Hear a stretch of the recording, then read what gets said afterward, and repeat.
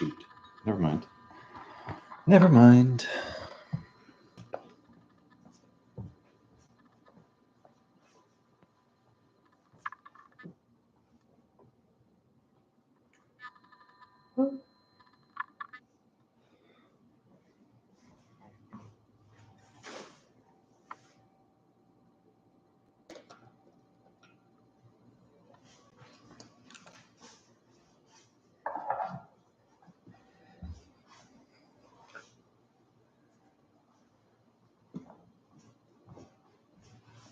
Crap.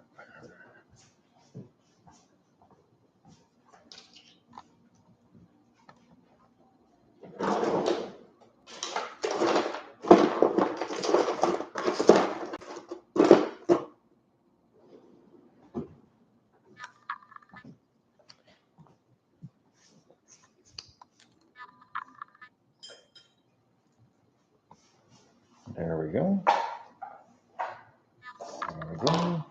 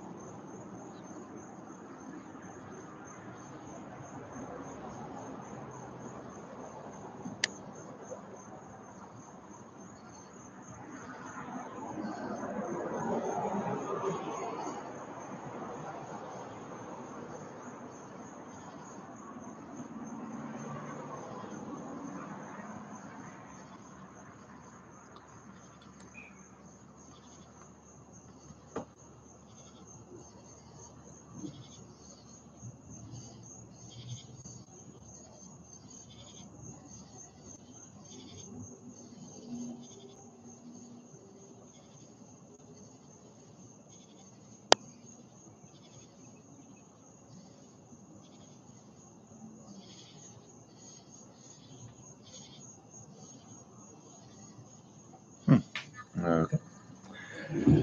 Oh well.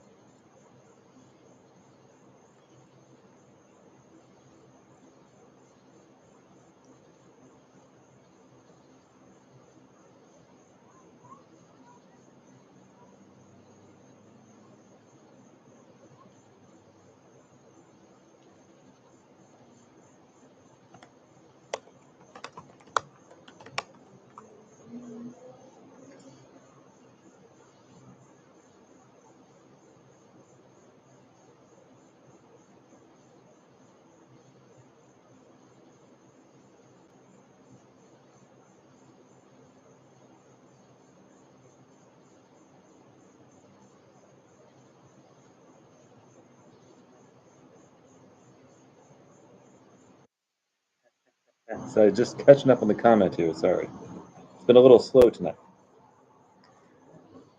London blend. Let me see here. Hold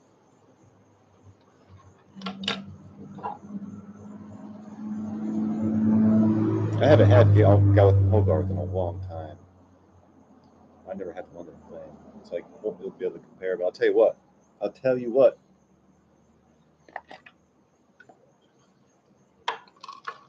out of all the batch that I just bought,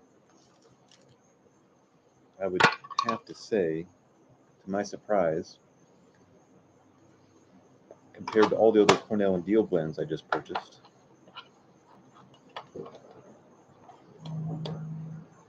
this is the best one.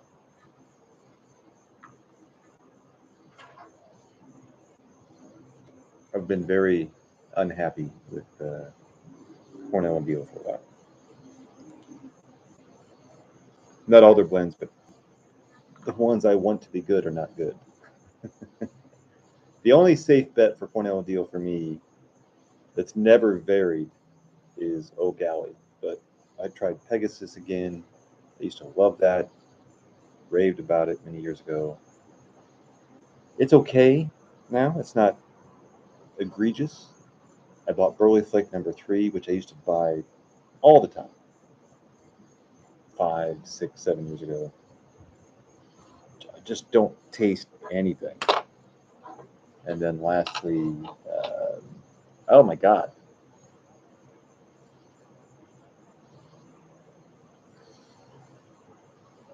McBaron's, I can't believe I'm saying this, McBaron's Burley Flake, which I thought used to do an amazing job of mimicking Wessex Burley Flake. They were almost indistinguishable at one time when I did them back to back. Or maybe it was from memory, I forget.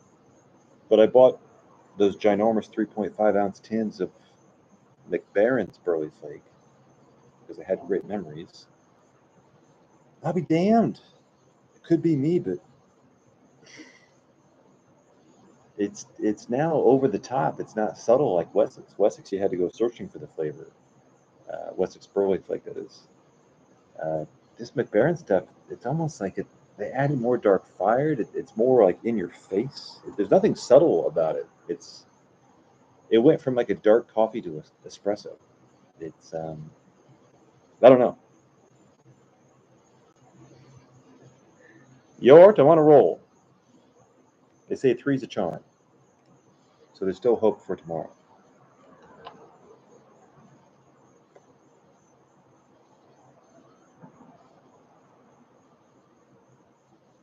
I don't know what a 673 tribute is. It must be a Matches Savinelli or something? Or a Savinelli some kind?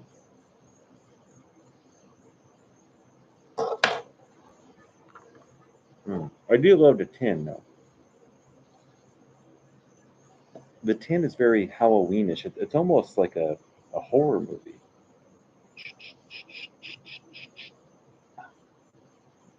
The tin, they changed the tin art. I remember this is not what it used to be. I'm positive of that. It used to be green, I recall.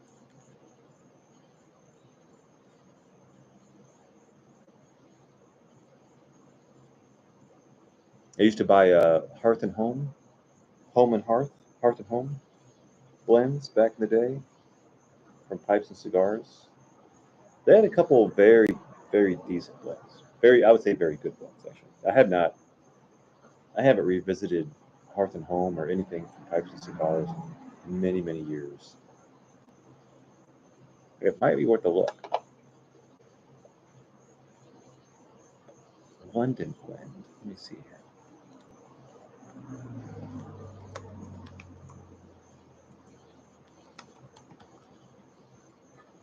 I just got back from Atlanta on a business trip. Driving to Atlanta is, strangely enough, even worse than driving to or through Chicago. I knew Atlanta was huge. I've known it in the past, but I have not driven into it in 5, 6 years. Getting into it now, it is I'll just say this, it's a cluster. Everything around Atlanta is one giant cluster. I'm not sure where anybody lives because everything that I could see, even from the outer bypass, it's all commercial buildings. I don't think I saw one house. I saw tens of thousands of people. I don't think I saw one dwelling. Maybe an apartment building smashed in between commercial real estate. But place is dense, man. It's dense. I'm checking out London Blend here. Hold on, let me catch up.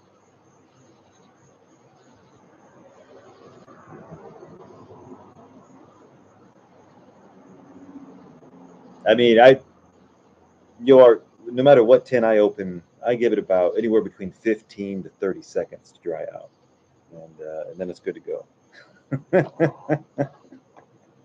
I have a take no prisoners attitude toward smoking my tobaccos. If it's really wet, I'll give it 60 seconds.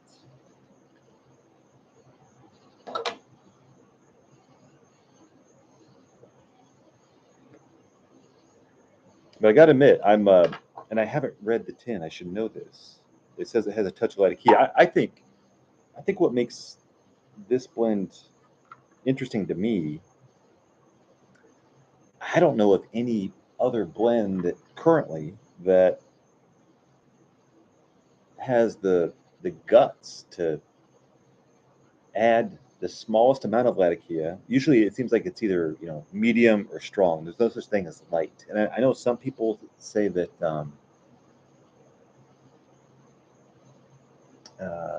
early morning pipe is kind of a light latakia. That's still heavy compared to this. This is super light, but the thing is that the light touch of latakia on this, it wouldn't need it, and therefore it's adding something. It's not like it's a boring blend and the latakia is saving it. I would probably enjoy it without the latakia, and so it's kind of like it has sufficiency on its own, which is impressive. But yeah, I got to admit, even I have to assume there's Virginian burley in here, but I'm smoking something I haven't even read the description of. But sometimes I like to go into these things blind. But if I were to ask myself, out of the whole spectrum of Cornell and Deal blends, what does this taste like? I would say nothing. Nothing.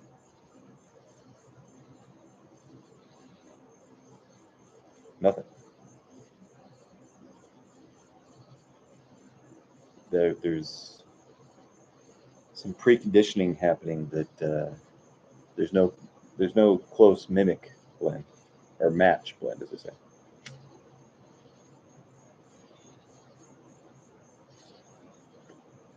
Because it's so refined, there is no sharpness. Like this sucker is as if they got high grit sandpaper and sanded all the edges.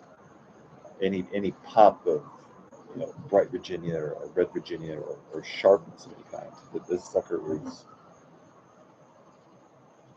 sanded and waxed.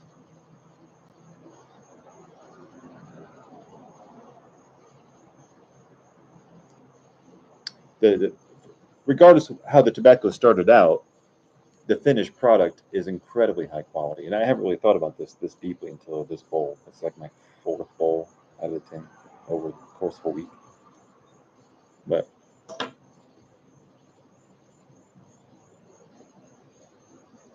I mean, this is smooth as a baby's butt.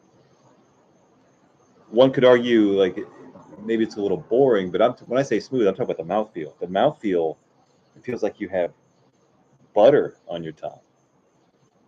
I'm going to do a retrohale, and I'm sure that will be popping, 10 ways from Tuesday. But my tongue, it feels like it has a protective coating on it. There is no, forget about burn. There's not even a twinge of tingle. That's a good thing in my opinion.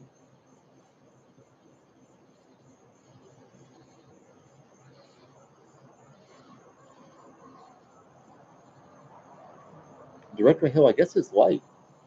The deceptive thing about this blend is the mouth feels heavy and strong, but retro hell at the nose, almost no tingle, no burn at the nose, and to me that's almost like a bad thing. It's almost, I want my tongue to feel completely neutral, but I'd like my nose to burn just a little bit, just a little bit.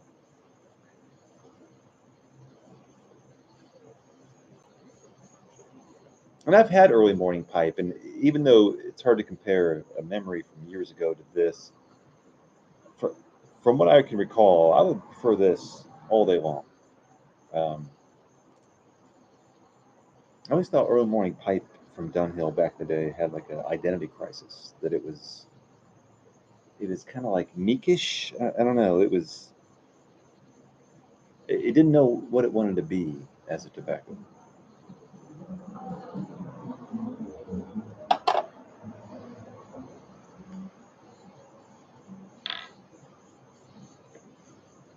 But this is fantastic.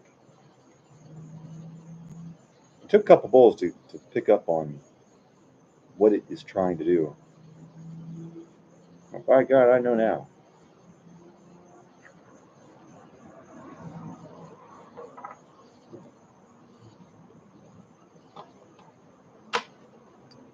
You are, if you can help me do some research, is there actual chocolate on? I mean, there has to be chocolate on it, but we all know chocolate, you can't just burn chocolate. So if anyone watching can help me do some research so I don't have to do it myself. Um, I know I said myself when I used to smell the tins back in the day. Now I don't really care to, but you thought you could smell like dusting chocolate, but that, again, that would make no sense, man. Right? You wouldn't dust chocolate with. Yeah, so you wouldn't dust tobacco with chocolate. That'd be stupid. There's no smell of chocolate anymore. So either maybe the formula has changed, or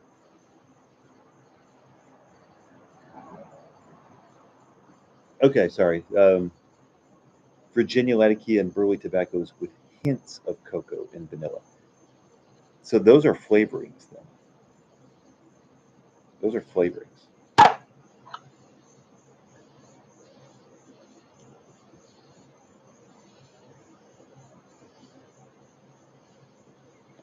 Boswell's up in Pennsylvania, very popular for their aromatic tobaccos.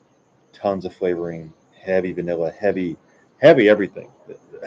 Boswell's aromatics are, I would say, juicy. Um, your nose will not be bored. Your tongue might be bored, but your nose will not be bored. Um, but I'm telling you, man, what I respect about this blend, we're talking faint, like pixie dust touches that. Yeah, if you're looking for it, you can tell something's different, and you're like, could that difference be cocoa? And then you're like, cocoa is kind of bitter, and I'm getting kind of a mild bitter taste. Yeah, that could be cocoa, although there's no sweetness. It's like it really it creates a conversation with yourself smoking this blend if you're trying to figure out what it is. And so I appreciate that. It's been a long time since a blend made me think. Well, when you're smoking as much Cornell deal as I am, you're not really thinking. You're smoking, but you're not really thinking. You're not really contemplating like what must be in this. You know what's in it because it's Cornell and Deal. With this blend, yeah, it's the first time in a long time I'm actually trying to picture what's in it.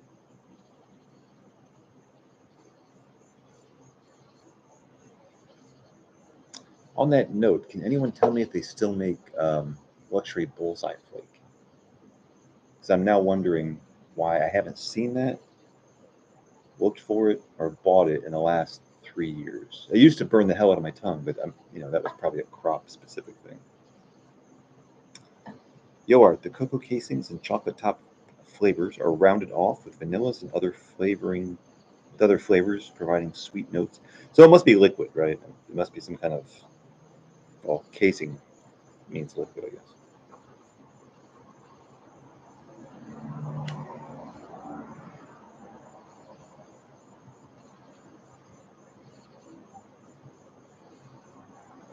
Yeah, the only disappointment is there is no the retrohale is also too smooth. I shouldn't say also is too smooth. Your if you can pull up that tobacco reviews, I'm assuming the Nick hit meter, which is like 5 dots, 5 dots. I'm assuming that Nick hit meter is really low because now, given this is my fourth bowl, I would call this a light blend. Although it doesn't look light, it doesn't smell light, and doesn't feel light in the mouth. It's wild. It's a weird combination.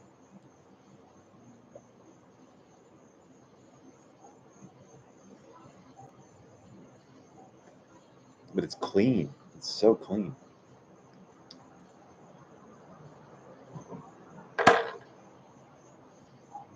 Going back to what I was saying before, perfect breakfast smoke.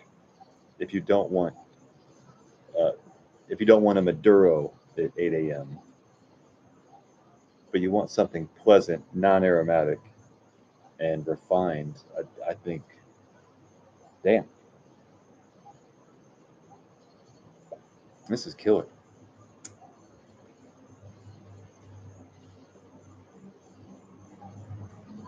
Cavendish Center. Yep. Nick hit middle of the road. Okay. Sometimes you can't feel nicotine.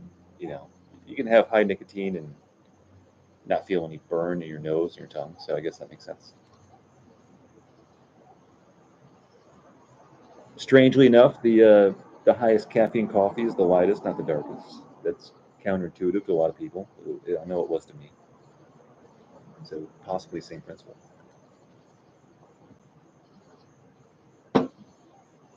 But man, this is refined. I'm going to take back what I said just a little bit. I think the closest in the Cornell and Deal family, although not the line, would be a blend I've talked about many times on the GLP side of Cornell and Deal, which is Fillmore. Fillmore's not super close to this, but in terms of, and again, I made many live streams about Fillmore. Fillmore is also very subdued. You got to go searching for the flavors. It's not a punch in the face. And I've always really liked that about Fillmore. Some tins were better than others, but uh, and I'm going to point out a difference. There's a difference between. I'll give you an example. I bought another GLP's blend a couple months ago. It's one of those that came in the. They have so many names. It came in the tan colored wrapper, 8-ounce tin, which is way too much. But I bought Montgomery, which is okay. Um, but anyway, the point of the story is, I've always tried to. I've always tried to try GLP's blends, and I always buy them in 8-ounce tins. Because even though I'm questionable, I always get some kind of unique experience. But there's a couple that there's just nothing there, and so there's a difference between two tobaccos that are subtle. One, if you concentrate on it for an hour, you're still going to come up snake eyes and not get anything. And then the other, it seems like there's nothing, but when you concentrate on it, there's something. And so just because a tobacco has a faint flavor, there's still that's the short game. There's still the long game, which is you could uncover something with a metal detector in some of these blends, and others there's just nothing to detect. This is one where there's something to detect, much like Fillmore. Unlike Montgomery from GLPs, in my opinion.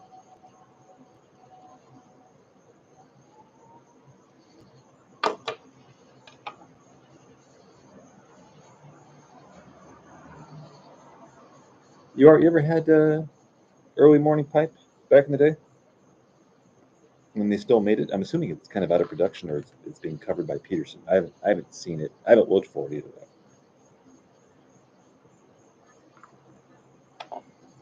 Early morning pipe, if I recall, when you'd open up the tin, it had this wax paper. Maybe all Dunhills did.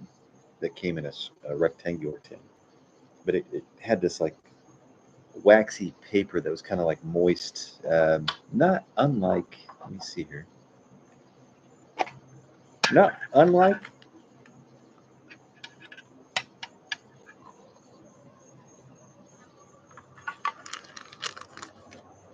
But the Dunhill one, it was almost dirtier. Like it was less wax and almost like wet paper. It was, I don't know.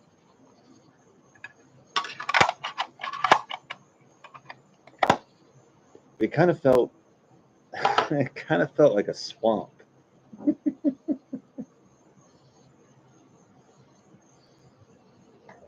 I guess it's confirmation that the tobacco you just bought is moist. So I get it. I have not had nightcap. Is nightcap still good as of today? Things have changed. I haven't had nightcap or been curious about nightcap for many, many years. I just assumed that, well, first of all, I'm not really a Latakia guy, but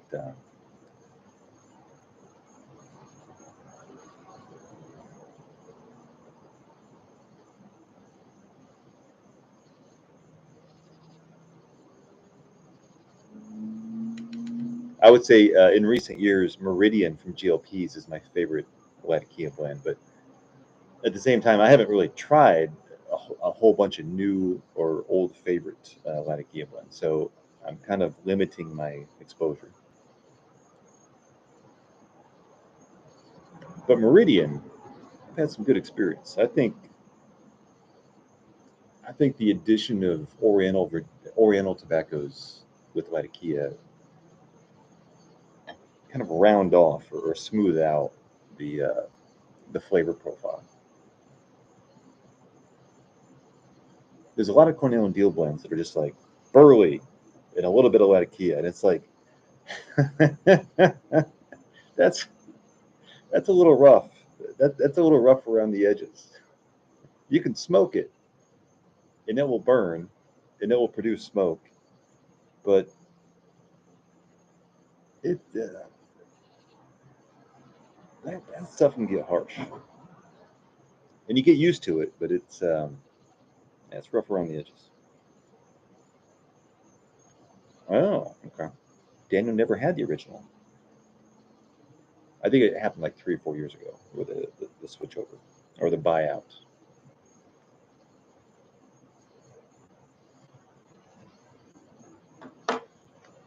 I mean, my old favorite that as of a couple months ago, I'm still happy with was the old Dunhill called Dunhill Flake, which is now Peterson's Dunhill Flake. I haven't bought it in a while, but I bought many of the Petersons, and I could barely tell a difference, I think. But again, that was a little while ago.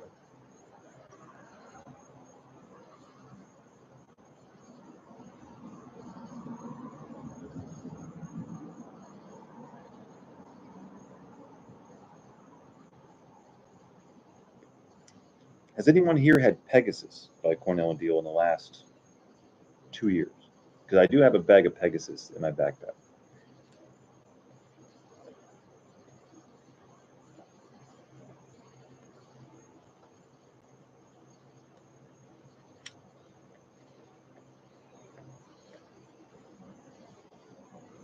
Mm.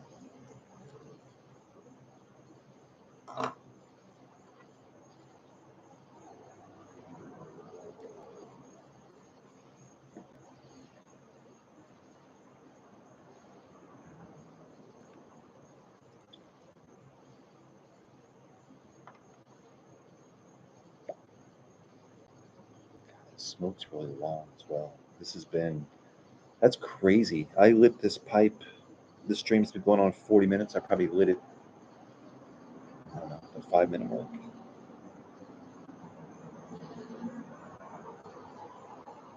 I rarely have a Cornell and Deal blend smoking for more than 20 minutes. Um, Probably due to the cut.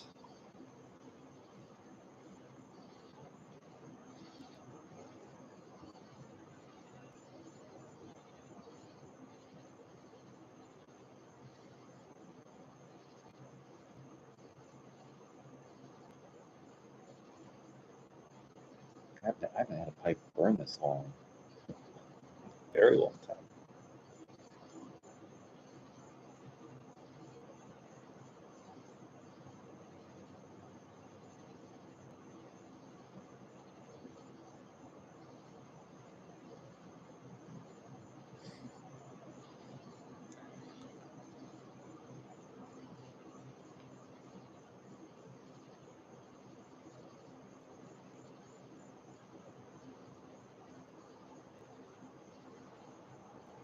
Daniel, never had Pegasus.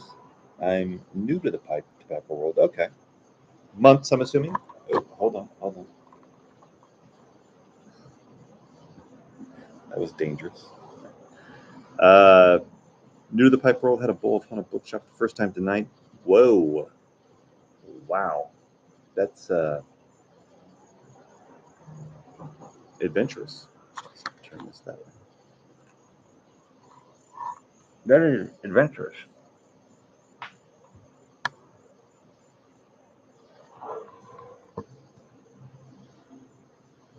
Although I would agree, for anyone getting into the hobby, to not start out in aromatics, because the guys I met who did stick, they're kind of stuck with aromatics for a while, and then any non-aromatics seem really, really harsh, as opposed to, including myself, those who started out on non-aromatics, you get over that perceived harshness very quickly, and so non-aromatics seem normal, and then when you try aromatics, they're like, you feel like you're giving up something as opposed to getting something extra. Um, there's exceptions to that rule, but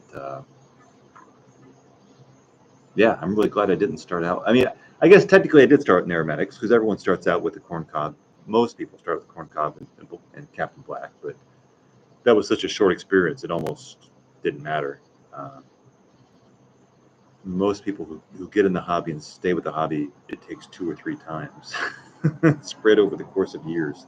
There's a lot of failed attempts to get into the hobby for obvious reasons.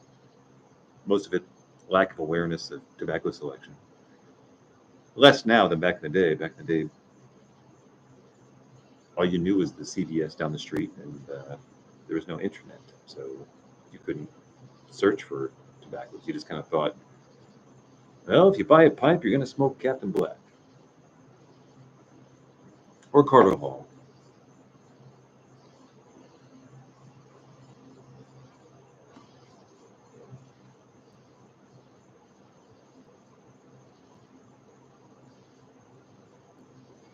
I never had McLaren. That's McLaren. McLaren cigar. I never had Symphony, to be honest. I'm not a big McLaren fan. Uh, Several exceptions, because there's now that McClellan's gone, which sucks. If you don't like what Cornell and Deal has, you got to fall back on McClellan. But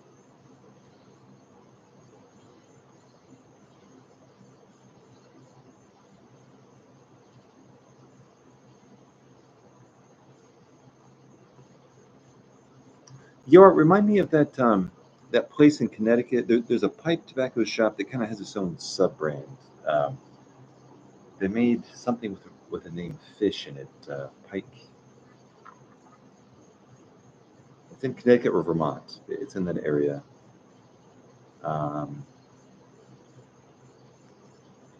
I can't think of it, but it used to be big back in 2019, 2017, 2018. Let's see here. It's kind of like uh,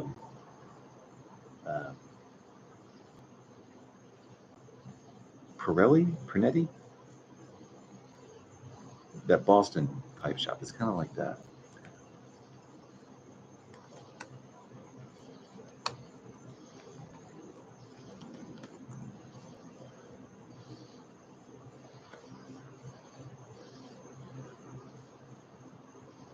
L.J. Peretti, not Pirelli. Um,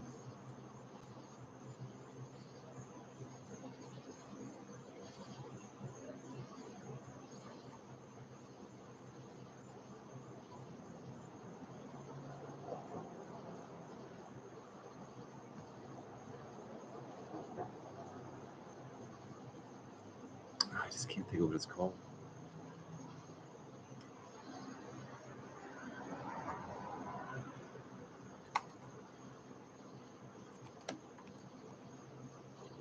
Four noggins. Four noggins. I have not visited or bought anything from Four Noggins. I said Noggins. It's Noggins here. Hold on.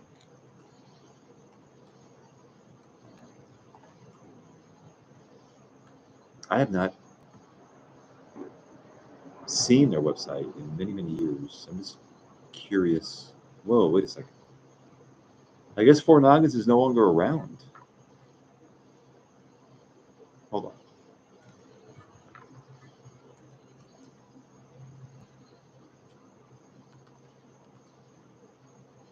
Sorry, I provided the wrong link. Let's do this one. I was linking to reviews of tobaccos.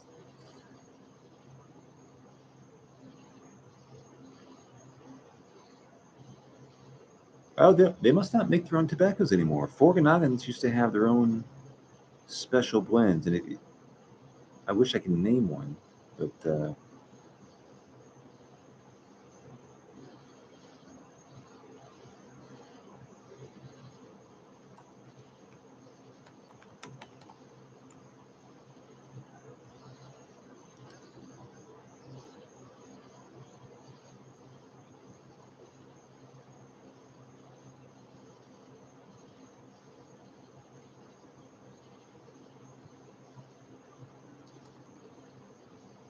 Brent, welcome. We're talking about Four Noggins, Four Noggins history.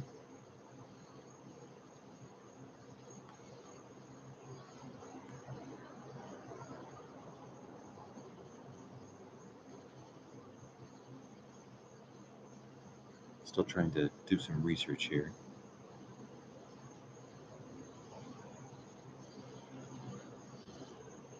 Bald-headed teacher. That was a big one.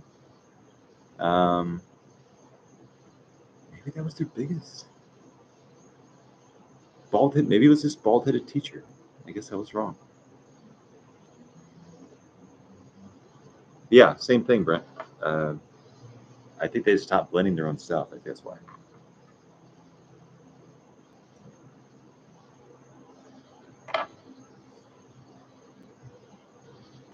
Daniel, I think you did a video on 8-State Burley a while back. Did you pick up a tin on the recent release? 8-State Burley doesn't.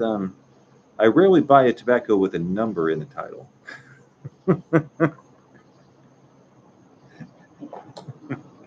And if I did, I would. I'm very, based on my profession, my audio memory or verbal memory is very, very good. So I'm almost positive I'd never reviewed or bought a tobacco with the number 8 in it. It's strange how I know that, but I feel very confident about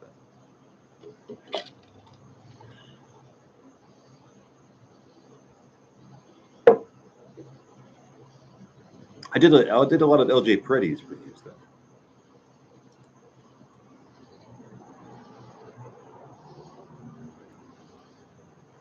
I think I'm approaching 45 minutes on this.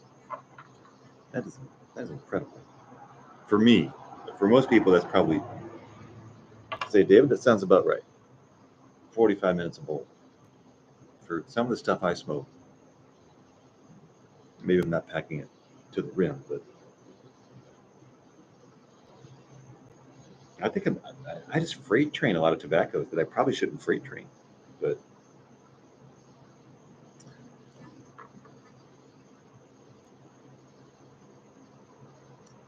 for some of that C&D stuff, I can smoke a whole corn cob in under 15 minutes without feeling like I'm really, pushing it. It just kind of, it's a little dry, I guess. Maybe that's why.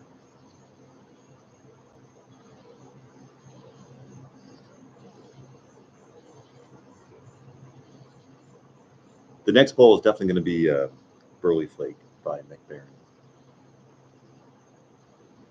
I'm going to try to find the love in that blend.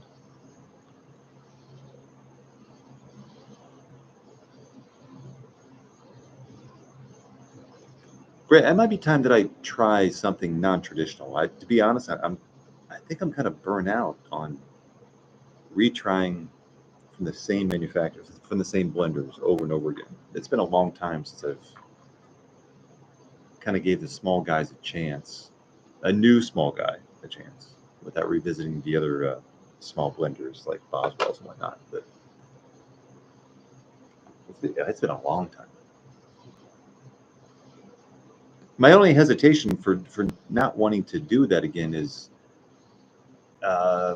remind me of that place in Mississippi, the podcast show, which I've been there before. They had Le Foudier, that was one of the blends. John David was one of the guys. Anyway, I went to that shop, and I've ordered tobacco from them. But they were also, a small blender has to source their tobaccos from somewhere. They're not growing their own stuff. So for my thought was that these days, maybe not 15 years ago or 10 years ago, but these days, if you go to a quote unquote small blender, essentially they're working with the same ingredients that Cornell and Deal is or McBaron is. So yeah, there's a chance they might find like the right ratios of the same ingredients and create something magical. But I have doubts because I take multiple Cornell Deal blends and blend them myself. So I'm also mixing stuff all the time. And so I'd be more motivated to buy from a blender who doesn't share the same suppliers as all the other tins that I'm buying, which is hard to, you can't really track that stuff down. Yeah, Country Squire, thank you.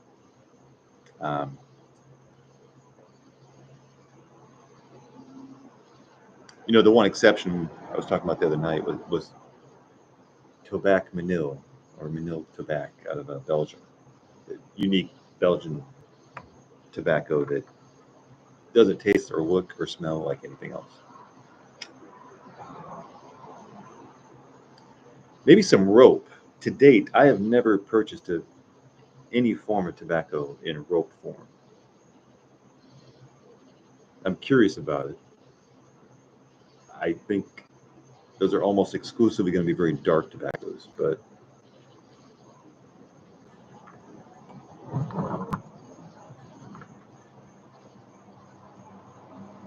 I love beef jerky. I love Slim Jims. I love things that come in the shape of a rope. I love rope liquors. I'm pro rope in general, but I've never smoked rope. And I'd have to watch a YouTube video to figure out, like, why couldn't you make a rope at Virginia? I have a feeling that almost all ropes are. I don't know. I don't know what makes a rope a rope. Why wouldn't it just be? You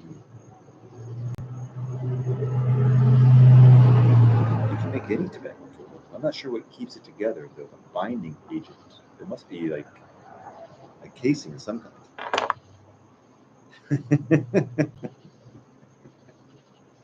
Strong. There's an SNL skit called Chunk. It's a it's a fashion brand for kids. You should Google that. That's what that reminded me of.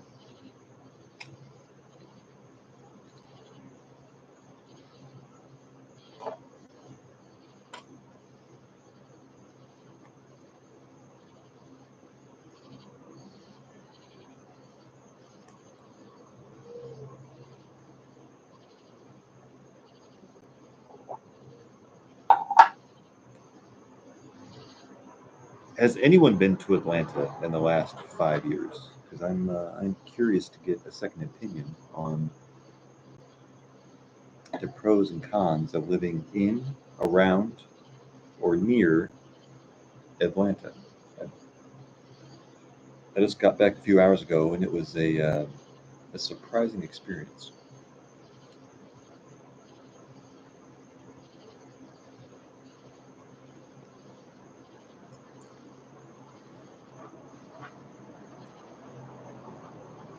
The wild thing about Atlanta, it's probably the second in the top 3 busiest airports in the world, and in the country for sure. Probably top 2. But if you ever ask anyone, do you ever vacation to Atlanta? You just get like no one ever says yes. I can't think of a bigger, more dense city that nobody vacations to, but everyone by necessity has to fly into and out of. Yeah, always work. Well, the same thing here.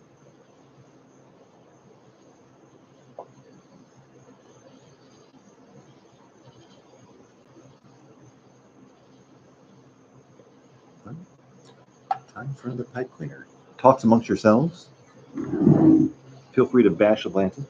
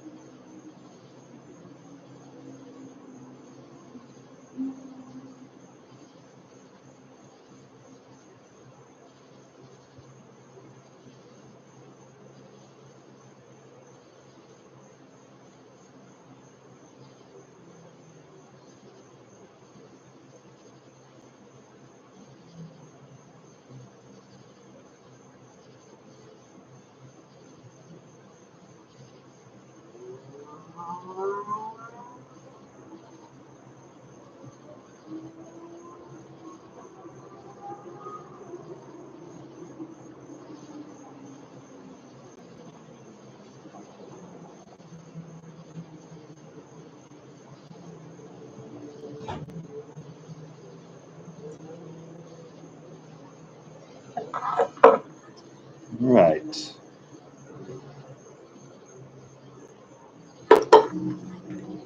Early flake here. Cautiously optimistic. Keyword being cautious.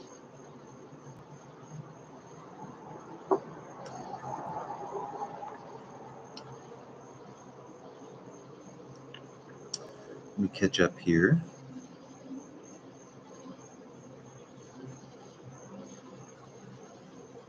What you guys been enjoying in your pipes lately?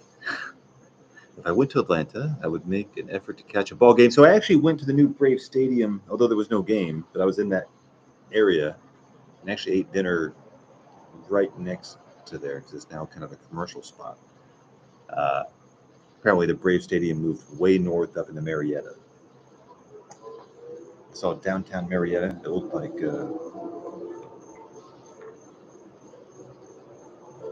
what's the Andy Griffith town?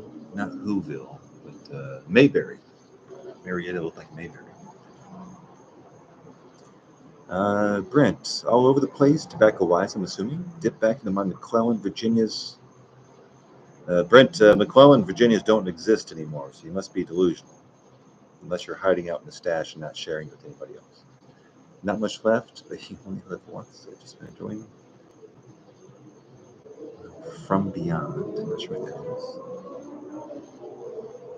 is. GOP's Horizon?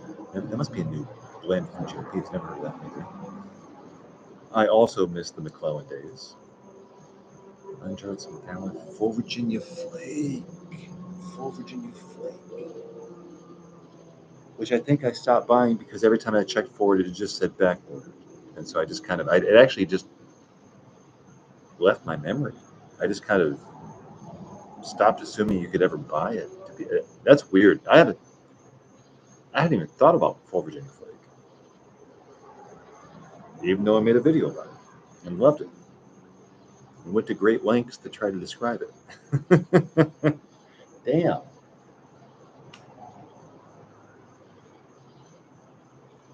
I'm a big fan of trivia, so I haven't touched the keyboard yet, but I'm going to go on smokingpipes.com and I'm just going to guarantee myself that I'm going to type in Full Virginia Flake and it's going to say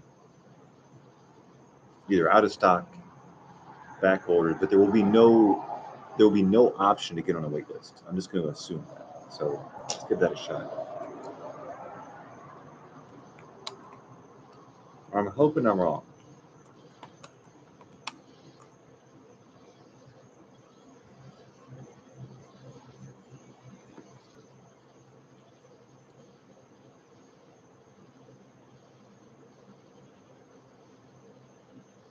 I have to check out the rating first. It's got a 3.47 on tobaccoreviews.com. All right, now I'm going to try to find it.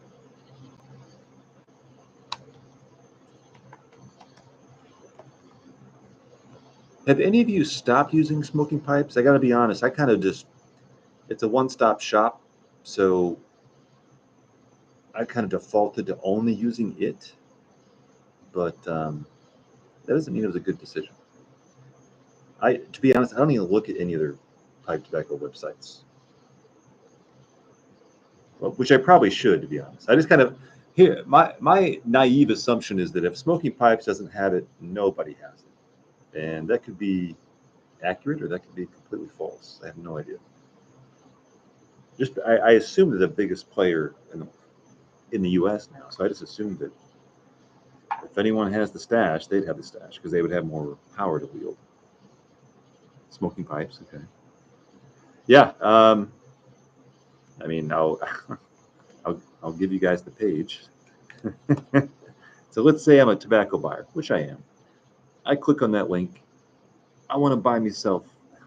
I'm talking like Popeye.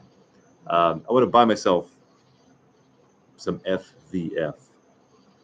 I go to the site. It says your price sold out. Oh, there is a one-time alert. I never saw that before.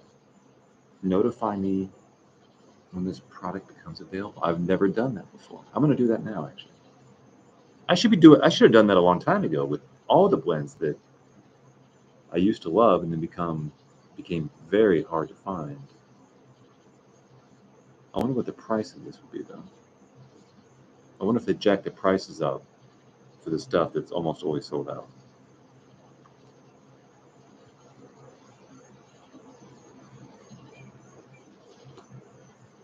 Just for confirmation, you can no longer buy tobacco on eBay, I believe, right? I think that was outlawed. Same thing with Reddit. There is no.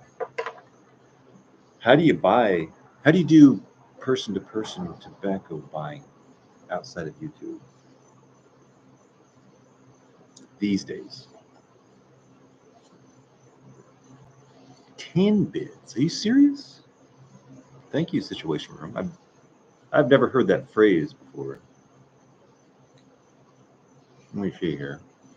10 bids. How many years has that been around?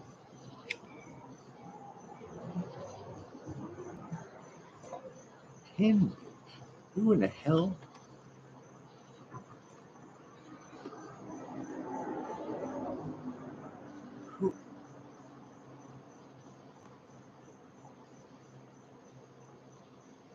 How have I never heard of this? This is nuts. There's a lot of out of production stuff. Villiger, after dinner.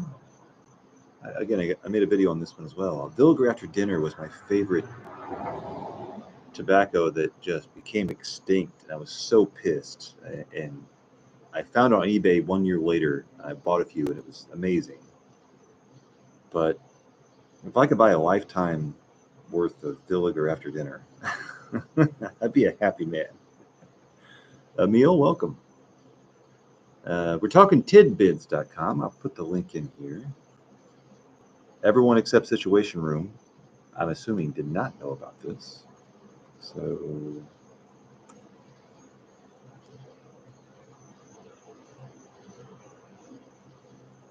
category. God, this is better than Amazon. I like the buy. I'm going to search for the buy it now because I don't. Back in the day, I used to do cigar bids and Priceline way back in the day. I'm not even sure Priceline's still around, but to be honest, I don't have the patience for bidding these days. It takes a certain type of man to. It's like fishing. I think bidding takes the same patience as fishing. When you cast a line out, it might take 7 days. I might have to check up on it.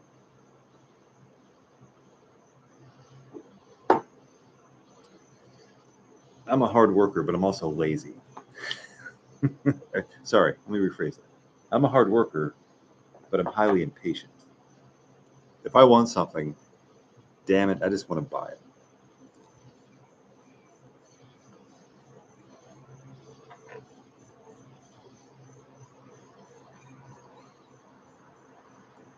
Okay, I'm searching here.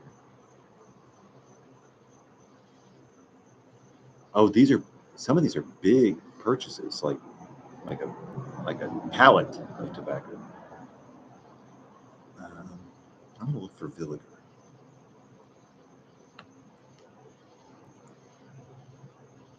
Dang.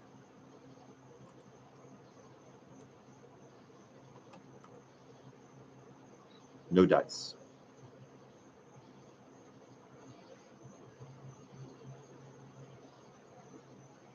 Let me do.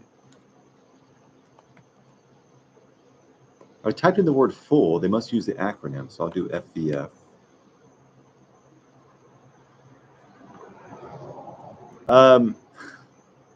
Brent, the only thing that scares me is it has Russian print on it. Oh no, sorry, that's a safety warning. I thought I shouldn't be laughing. Yikes. 550 for full Virginia Flake.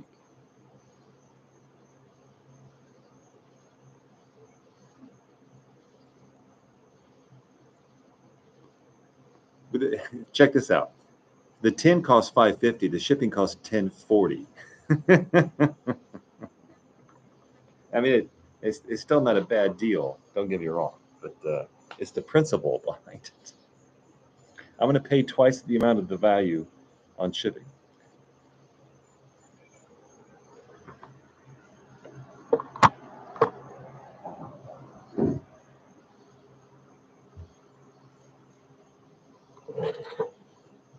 right. If you find anything interesting on this website, post it. It should allow you to post the links. If not, just give me the key phrase, and I'll pull it up, and then I'll post it.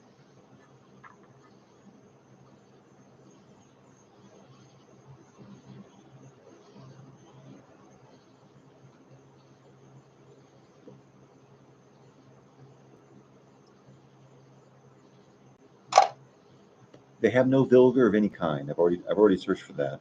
Um, I'm gonna search for Solani.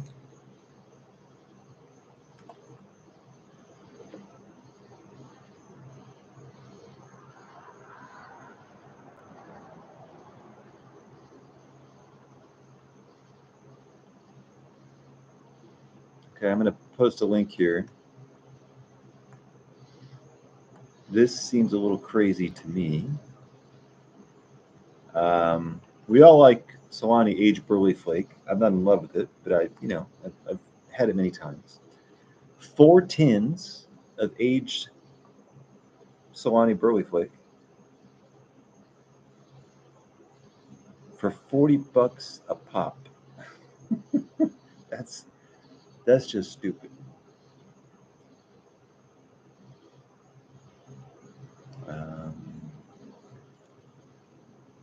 I'll type in P's for GLPs. Let's see what we got.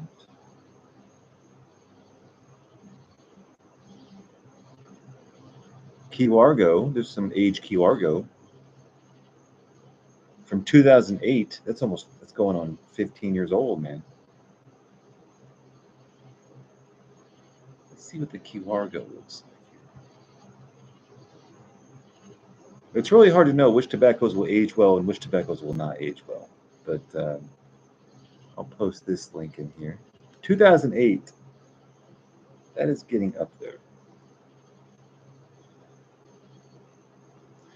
Guys, what is with this shipping cost? In this latest link, there are 2 8-ounce tins of Key Largo. 8 plus 8 is 16. That's 1 pound. Shipping is $18. This must be international or something. There's no way. Grand Orientals. Why would the word grand be in there? I'm going to search for Orientals because I'm an Oriental fan. But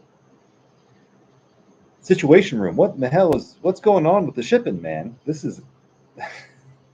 I could ship a dog across country for less than $18. I wonder if this is all China or something.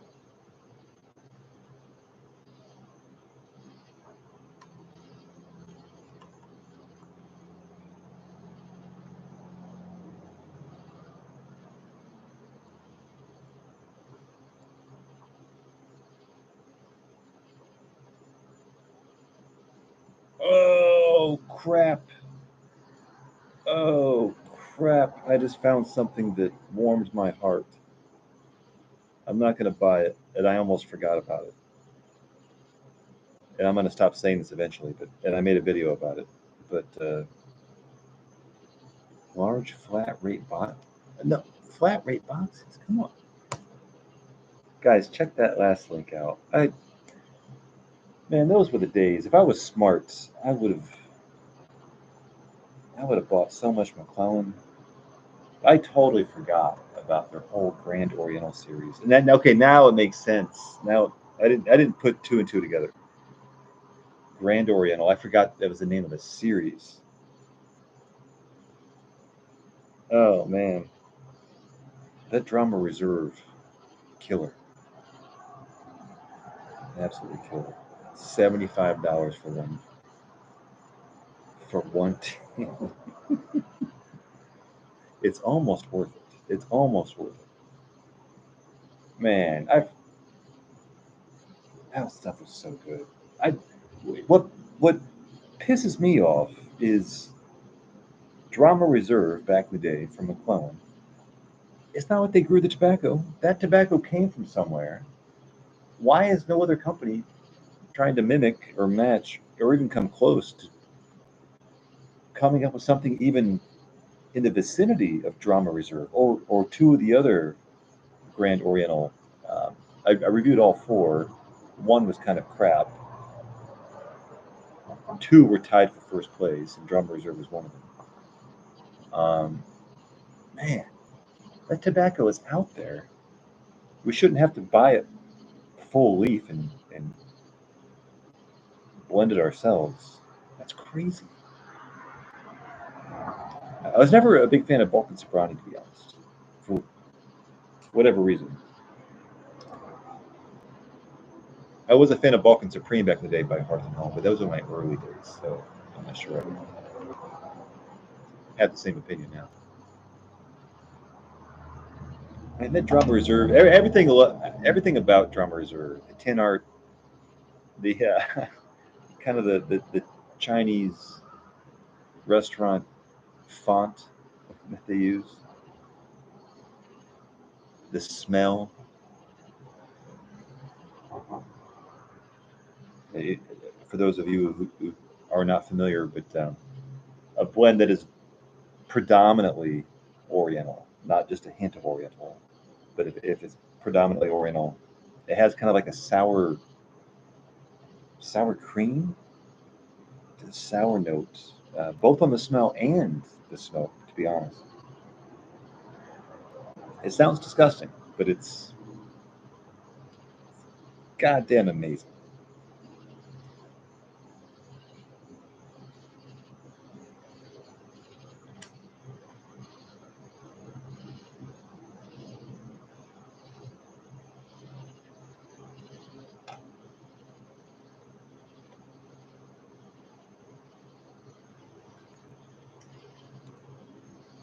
All right, boys. Question for the audience here. Regardless of manufacturer, list off your favorite blend that went out of production. Blend and then manufacturer so that we know. So just do like manufacturer dash blend. If it's not obvious, if it's obvious, don't bother. I'll go first, just to recap what I said earlier. So Villiger, several Villiger blends, but specifically Villiger after dinner. They made a whole kind of like they had a martini hour type of, all their titles had two words, after dinner, before lunch. But after dinner was the best from Villiger. Truly incredible. Truly incredible. It was topped, I'll admit, but it was topped in such a subtle way. It was just, I never had anything like it. This whole Grand Oriental series would be my second.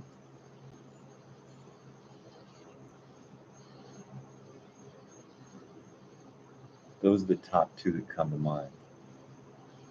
I think they still make White Knight. White Knight used to be one of my favorites back in the day. From the McClellan lineup, I was never a huge McClellan fan, but there were two or three that I didn't. There was no close comparison to at the time, and there's definitely no close comparison now. One was I hate to say it was kind of like a Lane 1Q Sweetland. I always forget the name of it. It had the word 5 in it, I think. Mellow Mac. Sorry, Mellow Mac. For those of you who never had, I'll post the link in here. I am not a fan of aromatics. I can enjoy Lane 1Q occasionally. I don't care what this rating says, it's wrong. But Mellow Mac from McClellan back in the day, fantastic. I would assume most people would say some of the Frog Morton stuff, but I was never in love with the Frog Morton lineup. There was one that caught my attention more than the rest, but also I was never really a big Latakia guy, so there's nothing like mind blowing about the Frog Morton stuff. It was very good, but that's about all I can remember. I had a friend back in Raleigh, North Carolina at the time who was big on the Christmas blends. We call them Christmas 2014, we call them Christmas 2015. At the time, I hated it. Didn't get it. I think it was called Christmas blend or Christmas something, Christmas cake, Christmas something. But people used to rave about that, like it was the end of the world. I personally never understood it, never got it, but I'd love to revisit it if somebody had some.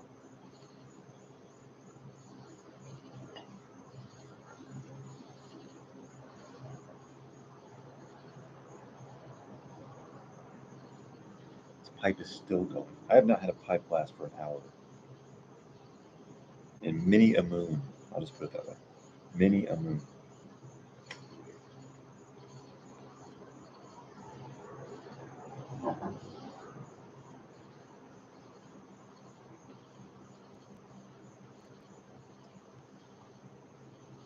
Mmm. Thank you, Emil. Christmas cheer. I forgot about that.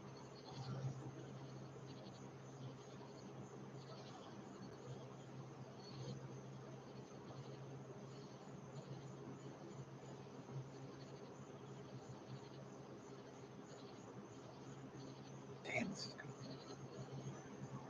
Vintage Syrian. I'm assuming the situation from this because Syrian is kind of the supply is kind of dried up.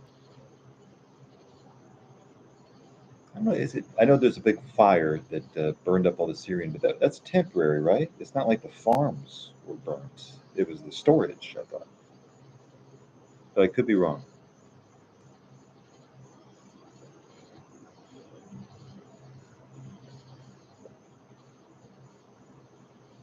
I usually trust tobacco reviews. I think it's pretty accurate, but Mellow Mac, they dogged Mellow Mac.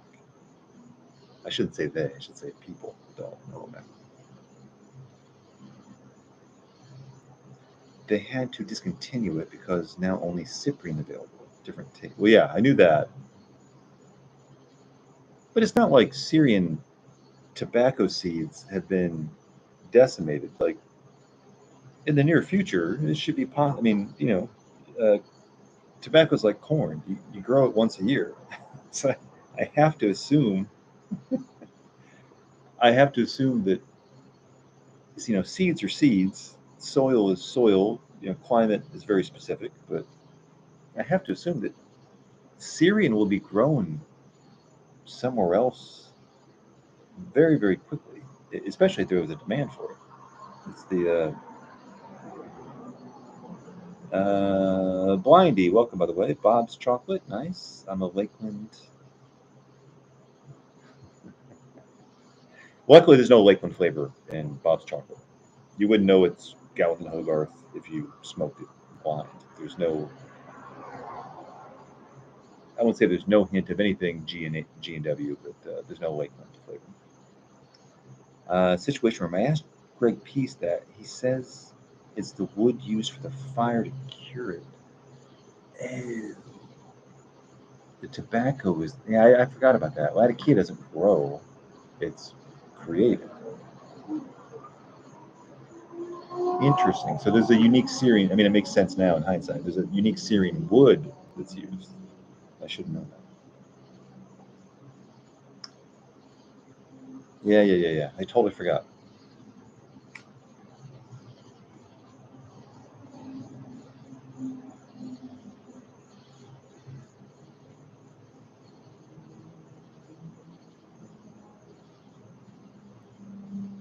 Sometimes I have to remind myself that Perique is not grown, but that Perique is created from Burley.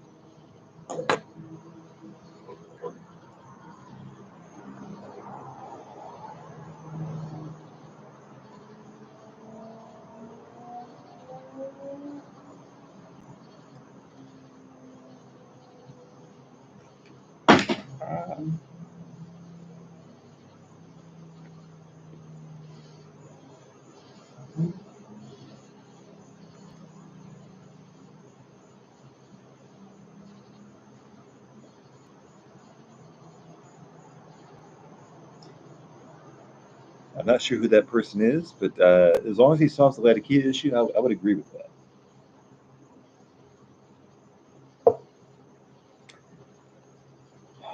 I'm still smoking my first bowl of Bob's Chocolate Flake. I'm an hour and 15, probably 20 minutes into it.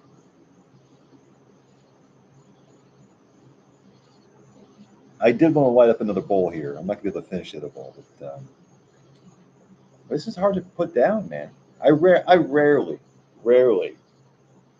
am at the end of a bowl these days, and I'm like, God, I'm just gonna. I need to finish this off because now it's getting in the zone. That's happened to me dozens of times, but it's rare. It's very rare. This is one of those times. So I'm glad I'm kind of capturing it here. Didn't expect it. Again, this is not my first bowl of Bob's Chocolate Flake. I've had 4 or 5 bowls of this over the last couple of days, but to be honest, not really memorable. The tin's been open now for almost a week. Maybe it's a combination of it drying. Maybe it's a combination of me getting acclimated to the flavor profile, but maybe it's a combination of having an audience to talk to about.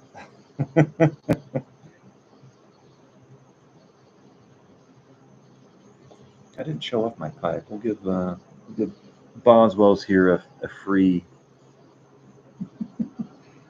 commercial. This is my Boswell's. I guess you call it a Dublin.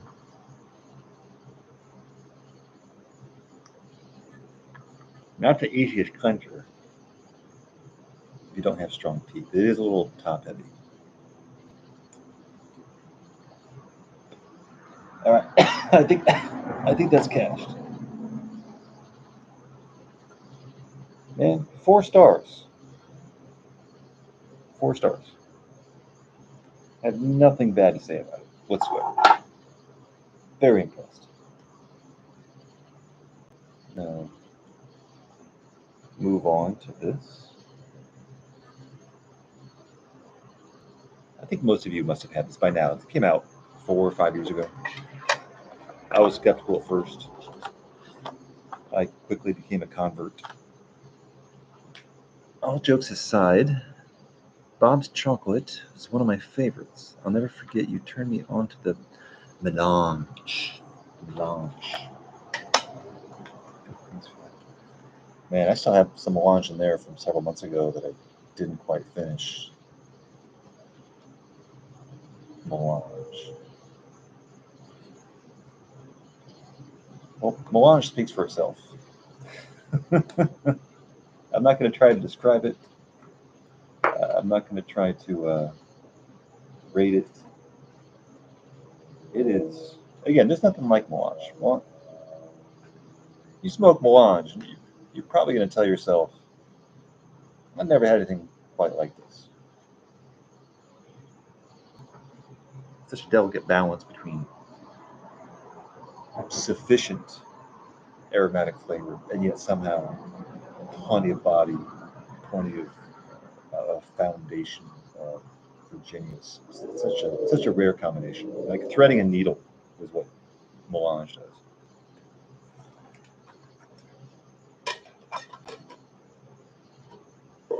I actually rarely smoked it straight. Sometimes I would, but usually I used it for mixing. I'd put a little melange at the top of usually some Cornell and Deal blends to kind of smooth it out or give it some sweetness.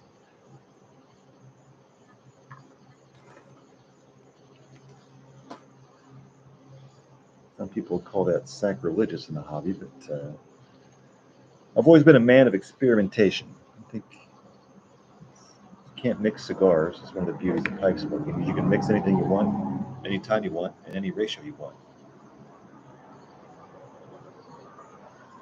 Technically that's all the blenders are doing anyway, and occasionally pressing things into it under a 20-ton press.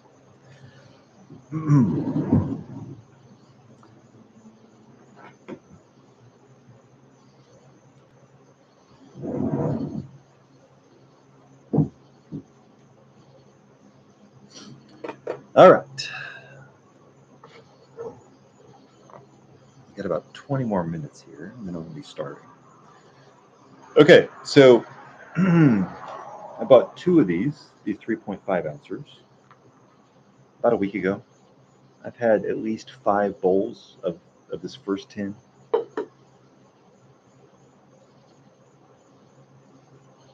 No like crazy memories. All right, Daniel, take care, brother. Amphora, and they're actually bought Amphora.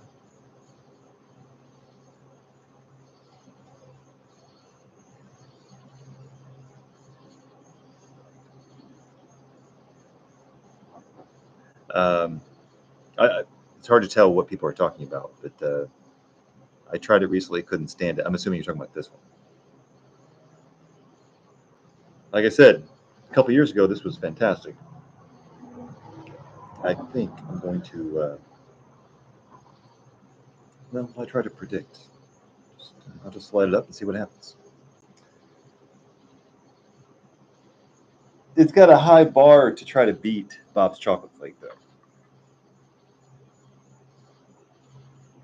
All right, here we go.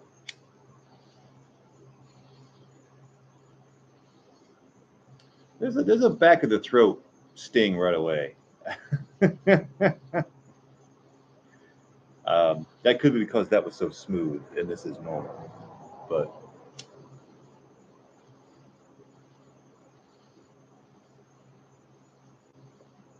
you know what it is? It just hit me. This now tastes like Solani aged Burley Flake, although just a little rough around the edges. Solani aged Burley Flake always had this, pretty heavily conditioned sugar water, not bad, but kind of like a smoothing agent that made it taste less burly-ish or burley-like. I get some of that Solani ABF. Oh, you tried Melange and hated Melange? You hated Melange? No man could hate Melange. It's Melange.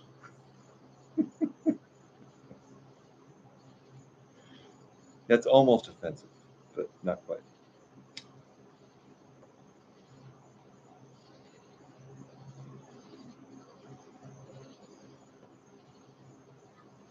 Yeah, I get a heavy.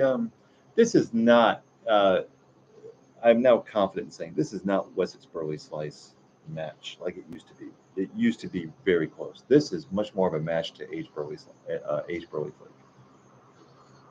That's what I guess now I know that what I'm surprised by. For those of you who smoked Wessex Burley Slice, which is the banner of my channel, still unchanged from I don't know 8, 9 years ago. It is subtle. It is really subtle. There is nothing subtle about this. It's all up in your face.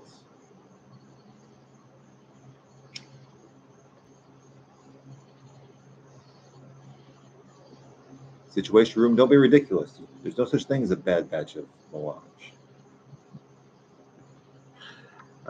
Blind. I always liked Wessex Burley Flake.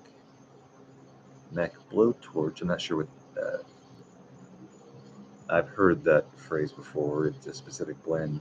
It's meant to represent a specific blend, but I don't know which one it is. Oh, McBlowtorch just means McBaron's is a company. Got it. Is that a thing? Do people call McBaron as a brand McBlowtorch? I did not. I was not aware of this.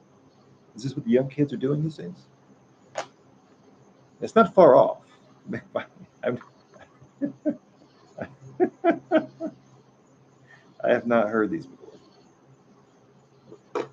So I'm not the only one, apparently.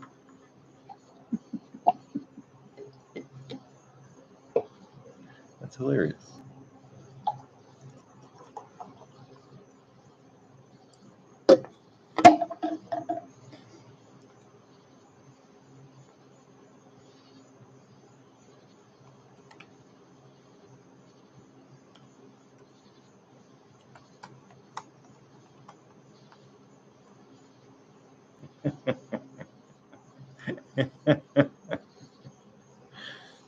uh, Blind. You do after you get chin burns in your mouth after roll cake. Roll cake. Roll cake's pretty sweet though and smooth. I thought. Navy. Well, I'm thinking deluxe Navy rolls. I don't know what roll cake is to be honest. I know Navy rolls. Deluxe Navy rolls. Deluxe Navy rolls smooth, arguably a little sweet, but it's almost like candy, which is a pro and a con.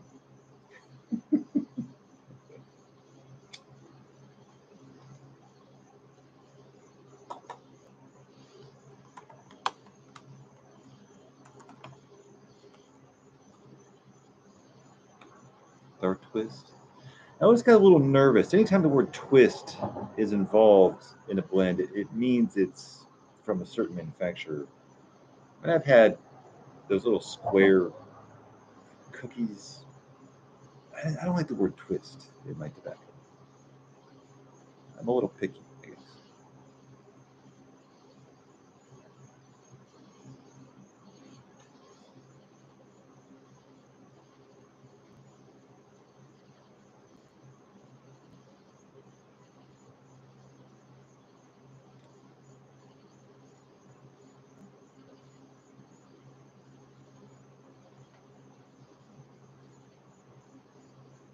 All right, it's settling down now. It's I think that casing is burnt off. I think it's got some legs.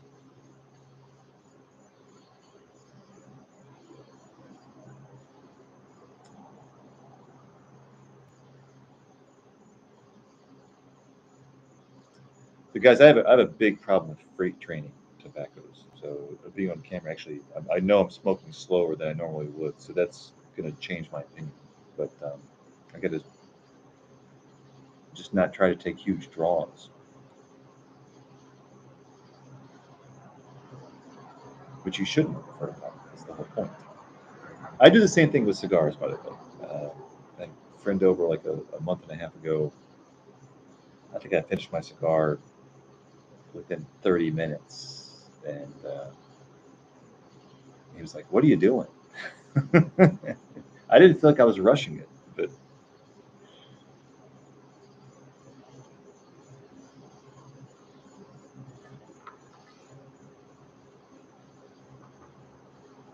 that's why I always love those corn cob pony boys or whatever they call them, the tiny, tiny corn cobs, because there is something about the density of that little 3-inch poker, I guess you call it, that you talk about a perfect like breakfast pipe. You don't want to pack something like this for breakfast. Like that little furnace, and the way that it lights because the diameter of the bowl is so tight. I feel um, you can get a completely different experience out of a pony boy or a pony than any large bowl pipe. I think there's something to be said for small bowl pipes in terms of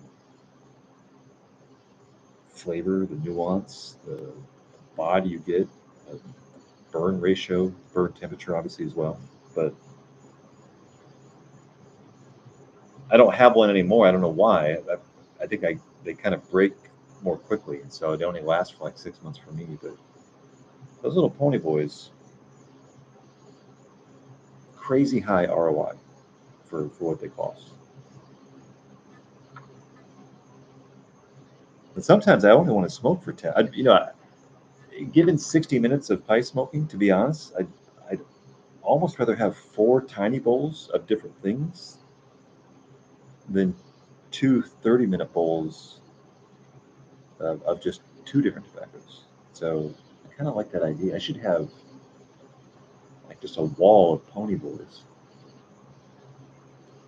You don't really need anything else, to be honest. Cigarillos only last 15 minutes. So it's kind of the equivalent.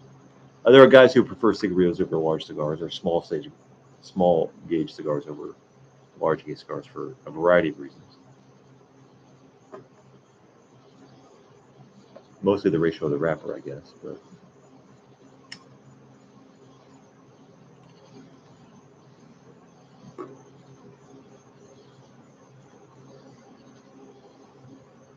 uh,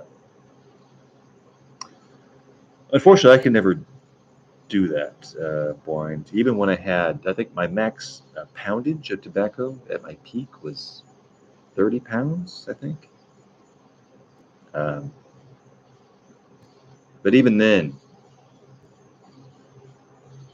I was so impatient. I just wanted to crack every tin, um, unless you had duplicates of certain tins. But I could not resist, kind of like a kid on Christmas, of just opening everything I got the moment, the, the moment it came in the door. Even when I had 30 pounds, I still I just had to know, man. I just had to know.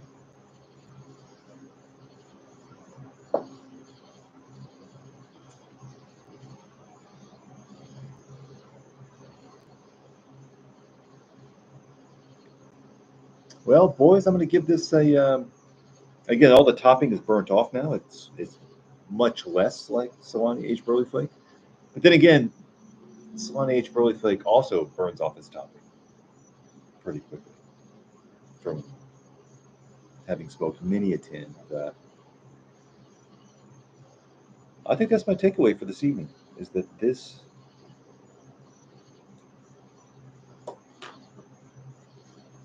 is now a substitute for ABF,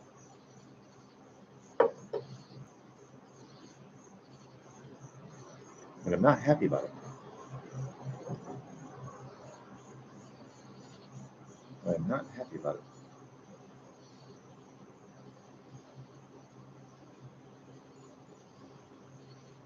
It's kind of like going to the hardware store, Lowe's, Home Depot, Tractor Supply, name your big box store for mechanical items, and like you're staring at two different brands, whether it's a lawnmower, a weed eater, a tractor, a hammer, landscaping equipment, whatever it is, and you're between two different competing brands, and one is more premium and costs more than the other, and you're like, how much difference could it possibly make? And you go with the lower one,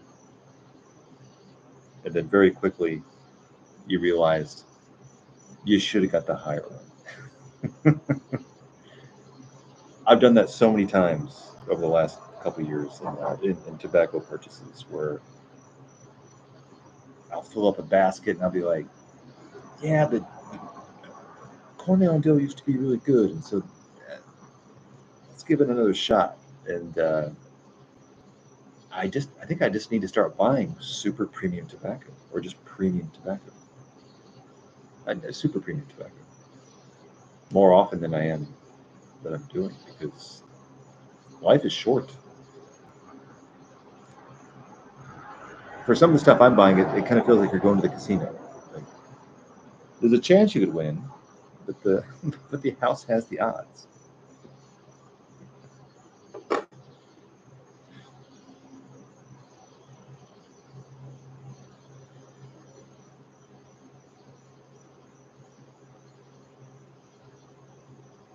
I do need to buy some tools this weekend though. So, quick trivia question for my benefit. I've been all about Reddit. I know all the YouTube ranking videos, but for this bias sample size, DeWalt, Milwaukee, Nikita, or name like a fourth when it comes to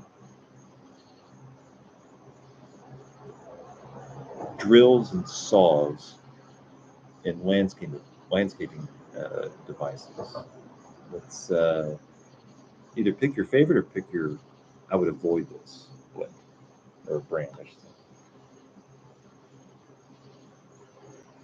I don't subscribe to Consumer Reports, so everything is anecdotal for me.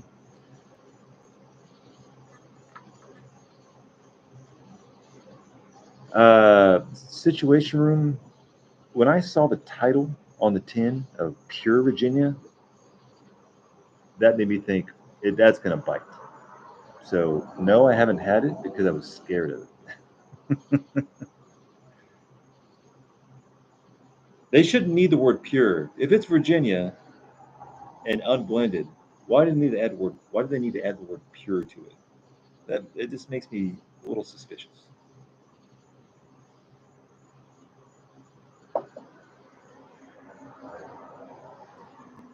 That's like bottled water saying pure water. Actually, that is a brand. I forgot about that. They shouldn't need to say the word pure. What else would it be? It's sad to hear about Cornell and Deal issues like mold. I never had mold, by the way. The thing is, I don't age anything. Quality control issues, beard hair. Is that other YouTube videos about beard hair? I haven't heard about this. Um, some neat experimental plans. Never had fiddler. I haven't really ordered the small batch stuff because you have to hop on it.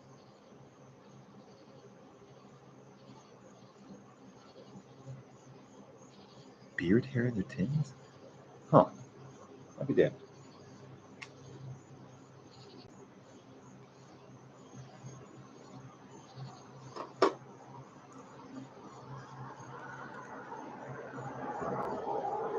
Well, I've said it before. I'll say it again. I'll take all the hair I can get, whether it's smokable or implants. I'll take it.